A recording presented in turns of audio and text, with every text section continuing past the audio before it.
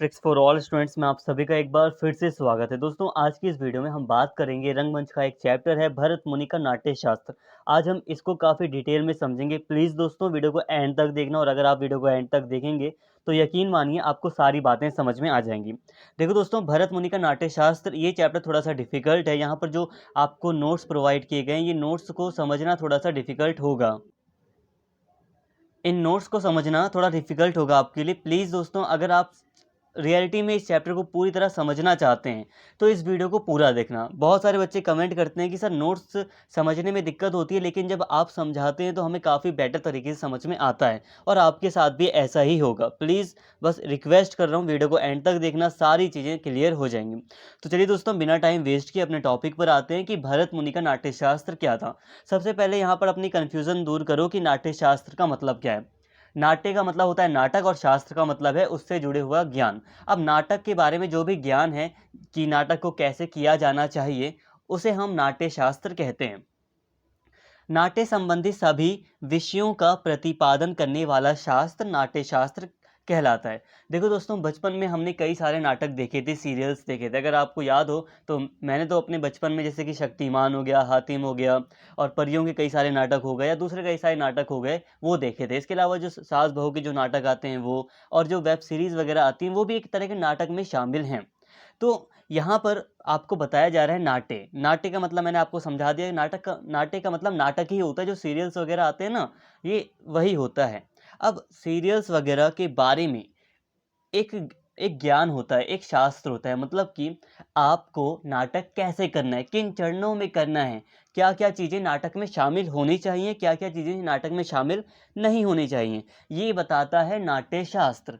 जैसे कि नाटक करते समय हमें अपनी भावना का प्रयोग करना चाहिए, अपना जो मन है उसको मतलब मन का प्रयोग करना चाहिए। जैसे कई सारे गुण होते हैं जो हमें किरदार के रूप में वहाँ पर नाटक में निभाने पड़ते हैं। तो ये सारी चीज़ें नाट्य शास्त्र बताता है। आई होप यहाँ तक थोड़ा-सा समझ में आया होगा। अगर नहीं भी समझ में आया तो कोई दिक्कत नहीं है, वीडियो को पूरा देखोगे सारी चीज़ें क्लियर हो जाएँगी।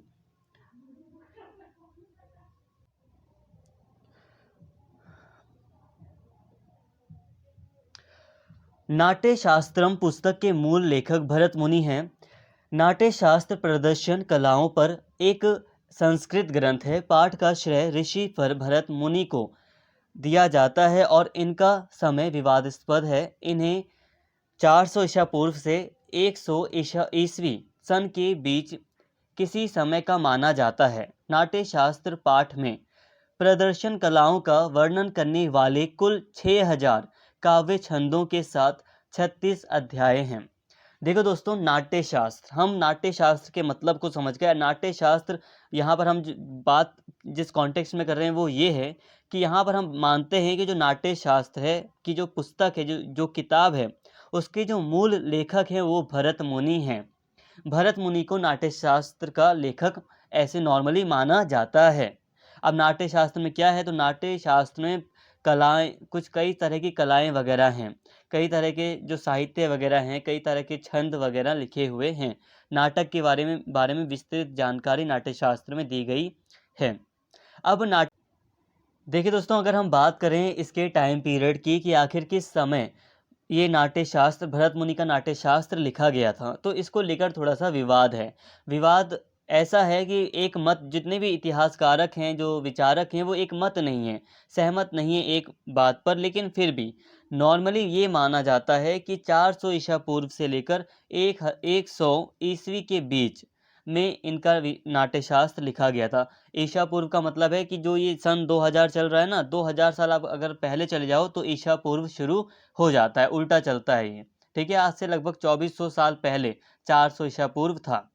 तो लगभग ये समझ लो कि ये 500 साल के बीच में, ये 400 ईसा पूर्व से मतलब, और 100 ईस्वी का मतलब है कि ये जो 500 काल का, जो 500 साल का जो ये काल था, उसके बीच माना जाता है कि इनकी पुस्तक लिखी गई थी।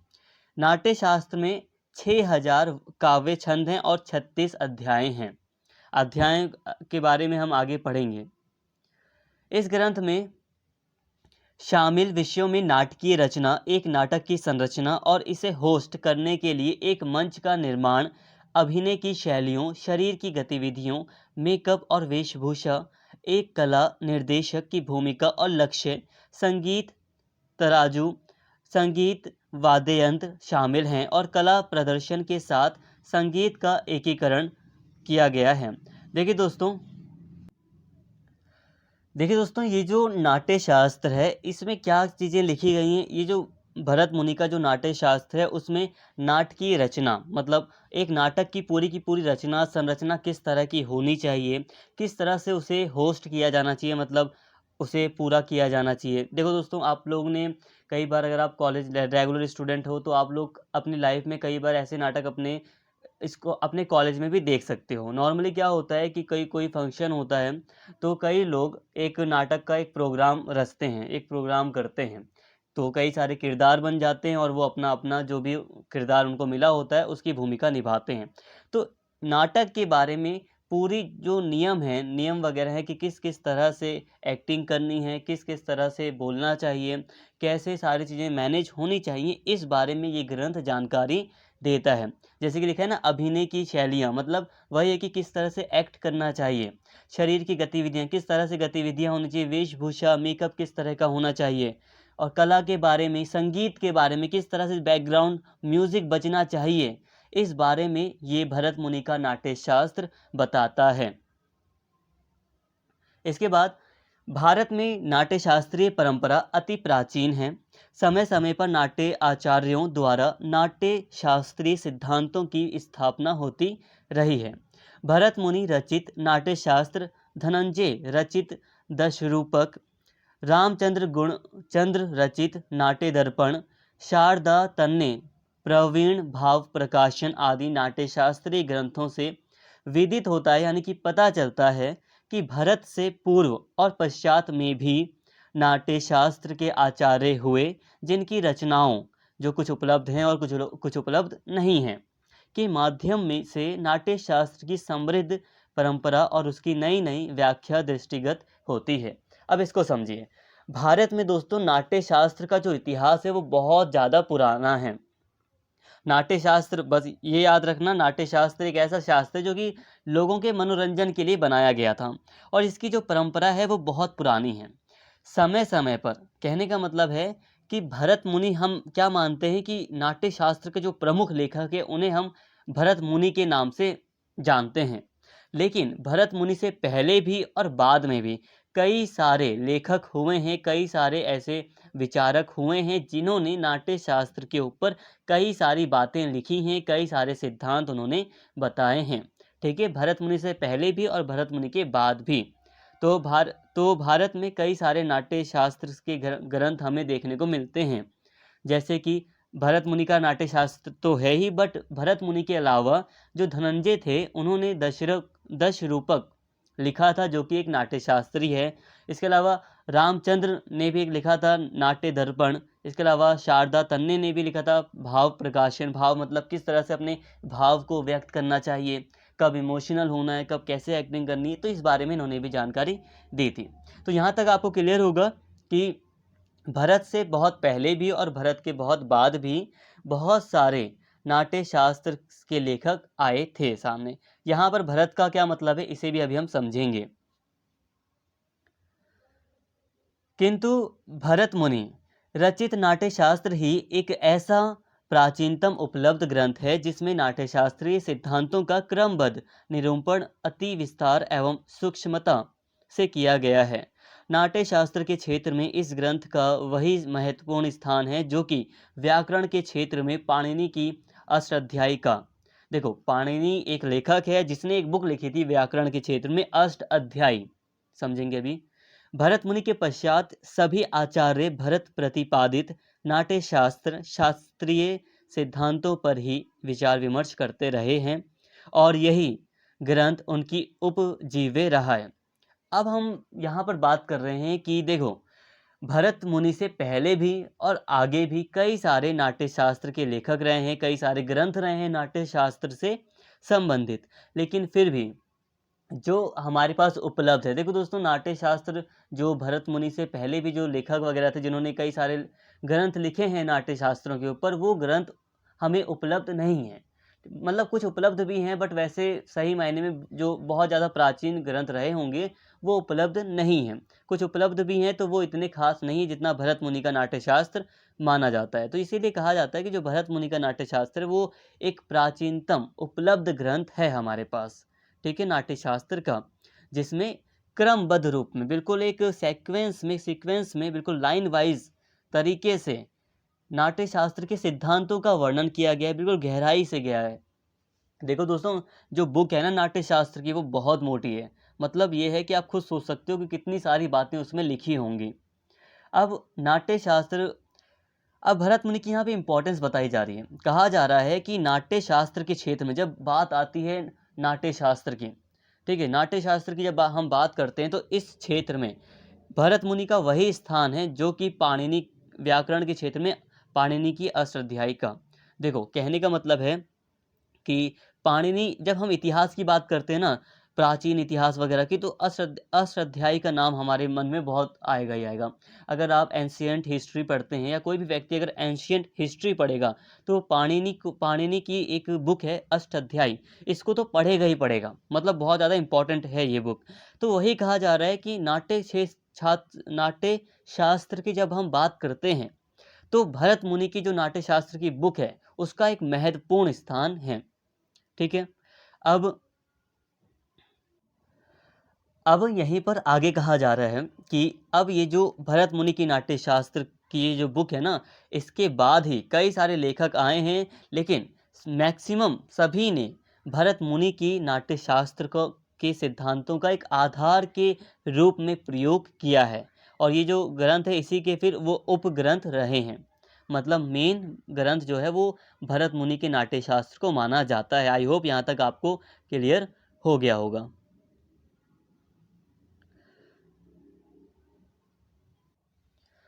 तो दोस्तों आई होप यहाँ तक आपको आया होगा समझ में। अगर आपको वॉल्यूम कम लग रही हो तो प्लीज़ इसको इंक्रीज़ करके फुल वॉल्यूम में सुने तो ज़्यादा बेटर तरीके से आप समझ पाएंगे और वीडियो में बने रहें। देखिए दोस्तों, भरत मुनि का नाट्य शास्त्र, भरत मुनि ने, अब हम इसी में आगे पढ़ रहे हैं। भरत मुनि ने अपने नाट्य शास्त्र की रचना नटों को प्रशिक्षण के लिए की थी। देखो दोस्तों, नटों का शब्द है, नटों का यहाँ पर मतलब है डांसर हो गए, जो किरदार हैं वो है यहाँ पर नट, ठीक है। नट का मतलब जो किरदार निभा रहे हैं, हीरो हीरोइन हो सकते हैं, जो भी व्यक्ति जो किरदार निभाते हैं, ठीक है, किसी भी नाटक के अंदर, वो होते हैं नट। नटों को प्रशिक्षण देने के लिए, उन्हें ट्रेनिंग देने के लिए नाट्य शास्त्र की रचना किसने की? भरत मुनि ने नाट्य शास्त्र की रचना इसलिए की ताकि जो किसी भी नाटक के जो किरदार हैं उनको एक सही दिशा निर्देश दिया जा सके, उनको एक प्रशिक्षण, एक ट्रेनिंग दी जा सके। उनके व्याख्याकार आचार्य अभिनव गुप्त का मानना है कि नाट्य का प्रायोगिक शास्त्र सर्वप्रथम भरत मुनि ने ब्रह्मा से सीखा। फिर उन्होंने, देखो एक व्याख्याकार हैं जो भरत मुनि का जो नाट्य शास्त्र ना, इसको पढ़ाने के लिए या इसकी व्याख्या देने के लिए एक आचार्य हैं जिसका नाम है अभिनव गुप्त। ये भी एक महान आचार्य माने जाते हैं। इन्होंने नाट्य शास्त्र को काफ़ी अच्छे से समझाया है, ठीक है, समझाने का काम किया है, लाइक एक टीचर की तरह काम किया है इन्होंने। अब इनका मानना है कि जो नाट्य शास्त्र था ना, इसका जो सर्वप्रथम जो ये जो प्रयोग है वो भरत मुनि ने ब्रह्मा से सीखा था। अब क्योंकि ये हम थोड़ा प्राचीन भारत में जा रहे हैं और प्राचीन भारत में कई चीज़ें जो भगवान हैं उनको लेकर बनी हुई हैं। जो इतिहास है उनमें कई जगहों पर भगवान से जुड़े हुए नाम दिखाई देते हैं, ठीक है। तो प्राचीन इतिहास है तो हिंदू धर्म से रिलेटेड जो भगवान वगैरह हैं वो हमें यहाँ पर दिखाई देते हैं। तो यहाँ कहा गया कि भरत मुनि ने ब्रह्मा से इसे सीखा था सबसे पहले। फिर क्या हुआ? फिर उन्होंने यह शास्त्र अपने शिष्यों को सिखाया। भरत मुनि ने फिर अपने स्टूडेंट को इसे सिखाया। भविष्य में नटों को लाभान्वित करने की दृष्टि से उन्होंने इस शास्त्र के ग्रंथ के रूप में निबद्ध भी किया। मतलब ये है कि ताकि भविष्य में, फ्यूचर में सभी जो नाटक के किरदार हैं उनको फ़ायदा हो सके, वो अपनी जो ये कला है उसको और ज़्यादा अच्छा कर सकें, भूल ना जाएं, इसलिए उन्होंने ये पूरी की पूरी ग्रंथ की रचना कर दी। यहाँ तक क्लियर होगा, सारी बातें क्लियर होंगी। बस एक बात याद रखना कि यहाँ पर हर जगहों पर, क्योंकि ये प्राचीन भारत से रिलेटेड है, तो यहाँ पर एक सामान्य सहमति इतिहासकारों के बीच पाई जाती है। लेकिन आप बहुत ज़्यादा गहराई में जाओगे ना कि आप कहोगे कि जो ये अभिनव गुप्त है ये कैसे कह रहा है कि भाई ब्रह्मा ने सिखाया भरत मुनि को, फिर भरत मुनि ने वो शिष्यों को सिखाया। तो बहुत ज़्यादा गहराई में जाओगे तो डिबेट मिल जाएगी हमें, बट उतना गहराई में नहीं जाना हमें, जितना हमें बताया जा रहा है नॉर्मली ठीक है। कालिदास, भवभूति और राजशेखर आदि नाटककारों ने भरत मुनि को एक महान नाट्य प्रयोक्ता के रूप में स्मरण किया, इन्होंने याद किया। उनका नाट्यशास्त्र केवल एक पुस्तक ही नहीं बल्कि सदियों तक बनी रहने वाली एक जीवन। देखो दोस्तों, क्या होता है, जैसे कि हम कहते हैं ना संविधान, संविधान क्या एक बुक है, एक किताब है? नहीं, संविधान is a living document. Living मतलब एक जीवंत डॉक्यूमेंट है, वो चलता रहता है। चलते रहने का मतलब कि उसमें परिवर्तन समय के अकॉर्डिंग होते रहते हैं, उसमें नए विचार जुड़ते रहते हैं, पुराने विचार हट जाते हैं। तो मतलब क्या है, संविधान हमेशा बढ़ता रहता है, आगे समय के साथ चलता रहता है। कोई किताब थोड़ी ना है जो वैसी की वैसी ही रहेगी, उसमें परिवर्तन ही नहीं होता। तो इसे हम कहते हैं जीवंत वस्तु। तो उसी तरह यहाँ पर कहा जा रहा है, ये जो भरत मुनि की ये जो किताब है ना, ये एक समय काल के लिए नहीं है कि प्राचीन काल में उपयोगी थी और आज के काल में या आज के टाइम पीरियड में उपयोगी नहीं है। नहीं, ये एक क्या है, ये एक, कहने का मतलब यही है कि जो नाट्य शास्त्र है भरत मुनि का, वो एक जीवंत वस्तु है, एक मतलब एक जीवंत चीज़ है जो सदा के लिए उपयोगी है। चाहे 21वीं शताब्दी हो चाहे 22वीं शताब्दी हो, ये इसका उपयोग सदा बना रहेगा और होता भी आया है। इसके कई सारे जो नियम हैं वो आज तक फॉलो हो रहे हैं, इसीलिए इसको एक जीवंत वस्तु माना गया है। भरत मुनि ने रंगमंच को एक सतत परिवर्तनशील गद्यात्मक माध्यम माना है। नाट्य का आधार लोक है और लोक स्वयं, लोक का मतलब क्या है वैसे कोई नहीं बताऊंगा, लोक स्वयं निरंतर परिवर्तनशील है, जो नाट्य भी है इस तरह कैसे हो सकते हैं। नाट्य शास्त्र को लोक नाट्य के 3 प्रमाणों में से एक कहा गया है। देखो दोस्तों, यहाँ पर समझो थोड़ा सा, यहाँ पर कहा जा रहा है जो नाट्य है उसका आधार लोक है। नाट्य मतलब नाटक जो है, सीरियल्स जो है, उसका जो आधार है वो लोक है। लोक का मतलब होता है पब्लिक। पब्लिक जो पूरा का पूरा जो समाज है, इसको नॉर्मली लोक हिंदी में कहा जाता है। ठीक है, अब समाज में परिवर्तन हो रहा है तो आपको नाटक में जो चीज़ें हैं उसमें भी परिवर्तन लाना पड़ेगा, क्योंकि नाटक क्या होता है, नाटक समाज की चीज़ों को ही दर्शाता है। समाज में जो चीज़ें चल रही होती हैं उसी को तो नाटक दर्शाता है। तो समाज में अगर परिवर्तन आ रहा है तो नाटक में भी परिवर्तन हमें दिखाई देना चाहिए। तो यहाँ पर भरत मुनि ने रंगमंच में यही कहा है कि जो नाटक है, जो नाटक के नियम वगैरह हैं या नाटक में जो किरदार किए जाते हैं उनमें परिवर्तन होते रहना चाहिए। ठीक है, जैसे कि नॉर्मली अगर हम देखते हैं कि अलग अलग तरह के क्राइम हो रहे हैं तो उसी हिसाब से, क्राइम के हिसाब से ही हम क्राइम पेट्रोल वगैरह में हम नाटक देखते हैं कि भाई जो क्राइम जिस तरह से बढ़ रहे हैं अलग अलग तरह के, तो उसी आधार पर कई तरह के नाटक बनाए जाते हैं। जैसे कि सावधान इंडिया वगैरह कैसे था कि समाज में जो चीज़ें घटित हो रही थी उसको दिखाया गया। ऐसी बहुत सारी चीज़ें हैं। तो समाज में परिवर्तन आता है तो लोक में जो परिवर्तन आ रहा है उसी हिसाब से भरत मुनि ने बताया कि नाट्य शास्त्र में जो रंगमंच वगैरह है उसमें भी परिवर्तन होते रहना चाहिए और उसका आधार लोक है। भरत कहते हैं कि इस लोक को, एक्चुअली दोस्तों मैंने भी आपको समझाया नहीं कि आखिर भरत का मतलब क्या है। देखो दोस्तों, भरत का मतलब नॉर्मली आप एक इंसान समझ लो, ठीक है। यहाँ पर भरत, आप जैसे कि हमने भरत बहुत सारे नाम सुने हैं भरत के, रामायण में भी सुना है, महाभारत में भी भरत नाम सुना, तो ये वो भरत नहीं है। बट हाँ, इनका एक अहम स्थान है और कई बार इस बात को लेकर डिबेट भी रहता है कि क्या सिर्फ अकेले एक इंसान ने इस बुक को लिखा है, क्या कई लोगों ने मिलकर लिखा है। तो इस बात को लेकर कई बार डिबेट रहता है, बट नॉर्मली माना जाता है ये जो भरत हैं वो एक ही इंसान है। ठीक है, हकीकत में डिबेट है इसको लेकर कि भरत कौन है। भरत एक इंसान है, एक समूह था जिसने लिखा, क्योंकि बात होती है ना कि ये जो बुक है एक लंबे समय में लिखी गई है। तो कई बार लोग सोचते हैं कि इतने लंबे समय में लिखी गई है, क्या एक प्राणी इतनी लंबे समय तक जीवित रहा होगा।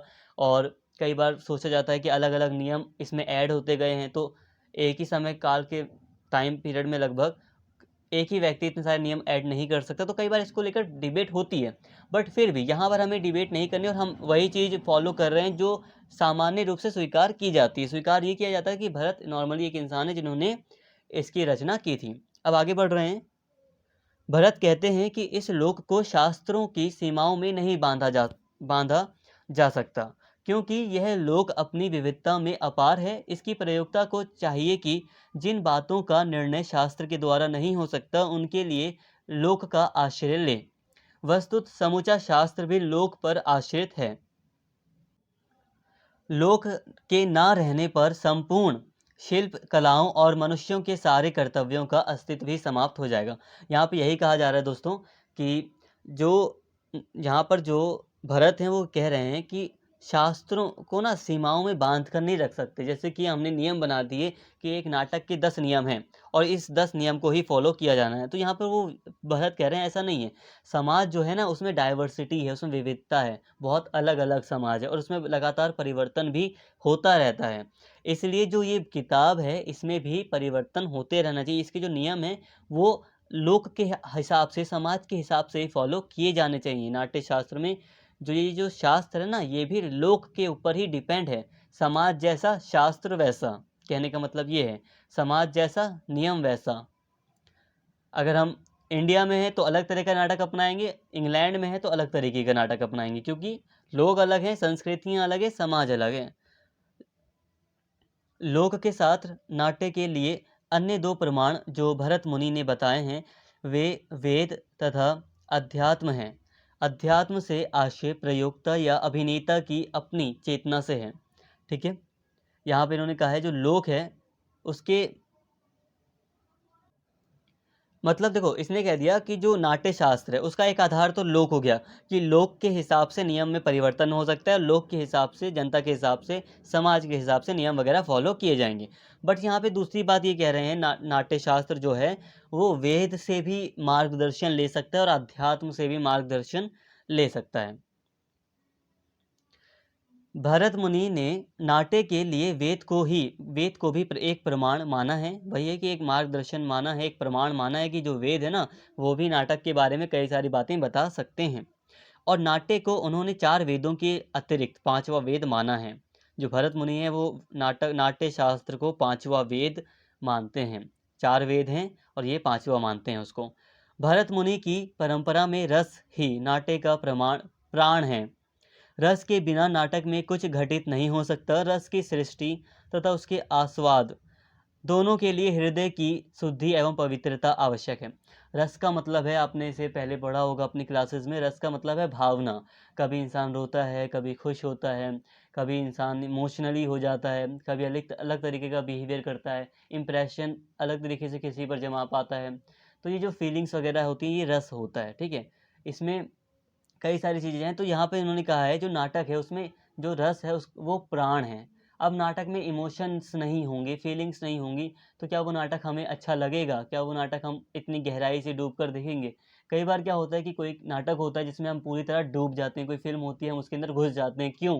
क्योंकि इसमें रस का जो प्रयोग होता है, जो भावना, जो फीलिंग्स प्रयोग की जाती हैं वो बहुत इफ मतलब बहुत ज़्यादा इफ़ेक्टिव होती हैं, जिससे हमारे ऊपर सीधा असर होता है। तो उन्होंने रस को बहुत ज़्यादा इम्पोर्टेंस दिए, कहा है जो रस है वो प्राण है नाटक का, नाट्य का।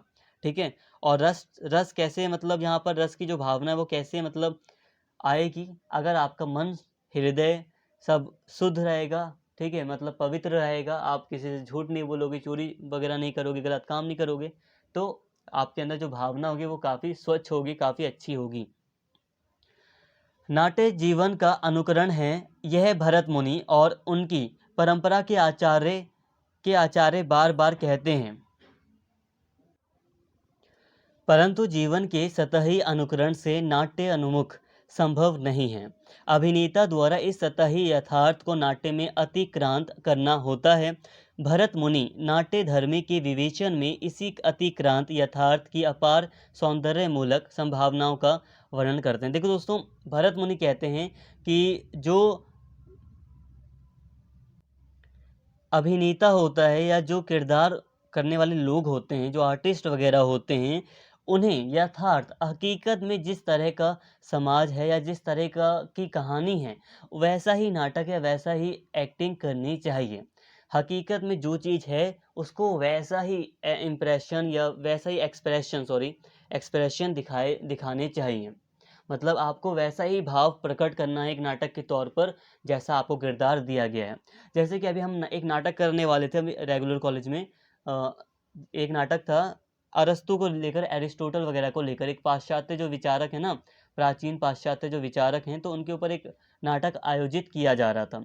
तो उसमें जैसे कि अरस्तु हो गया, एक प्राचीन लेखक है, तो अरस्तु या अरस्तु हो गया, प्लेटो हो गया, अगर आपको उसका किरदार दिया जा रहा है तो आपको बिल्कुल उसकी ही तरह जो भी डॉक्यूमेंट्स उपलब्ध हैं उसके आधार पर आप उसके बारे में पढ़िए, समझिए और बिल्कुल उसकी तरह ही एक्सप्रेशंस दीजिए, भाव व्यक्त कीजिए, जो यथार्थ में है वैसा ही आप दीजिए, ताकि जो नाटक देखने वाले हैं उन पर एक अच्छा प्रभाव पड़े। तो ये सारी बातें यहाँ पर की गई थी भरत मुनि के नाट्य शास्त्र में। तो ये दोस्तों लेक्चर 1 था, और लेक्चर 2 में और भी बातें होंगी जो कि आपके लिए इंपॉर्टेंट है। अब ज़्यादा बड़ी वीडियो हो जाएगी तो बोरिंग लगने लगेगी। उम्मीद करता हूँ यहाँ तक सारी बातें क्लियर होंगी, और अगर आपको कुछ भी नहीं समझ में आया है तो इस वीडियो को आप एक बार और देख लेना, डेफिनेटली आपको समझ में आ जाएगा। जितने भी स्टूडेंट हैं वो कहते हैं कि सर 2 बार वीडियो देखने के बाद सारी चीज़ें आराम से क्लियर हो जाती हैं। नहीं हुई है क्लियर तो 1-2 बार आप देख लोगे, कोई दिक्कत नहीं है, सारी चीज़ें आपको धीरे धीरे क्लियर हो जाएंगी। पहली बार अगर कुछ भी चीज़ पढ़ोगे तो वो समझ में नहीं आती। उम्मीद करता हूँ दोस्तों यहाँ तक आपको वीडियो काफ़ी अच्छी समझ में आई होगी और आपको पसंद आई होगी। अगर दोस्तों आपको वीडियो अच्छी लगी हो तो प्लीज़ चैनल को सब्सक्राइब कर लें और इस वीडियो को ज़्यादा से ज़्यादा शेयर करें और लाइक करें। Thank you.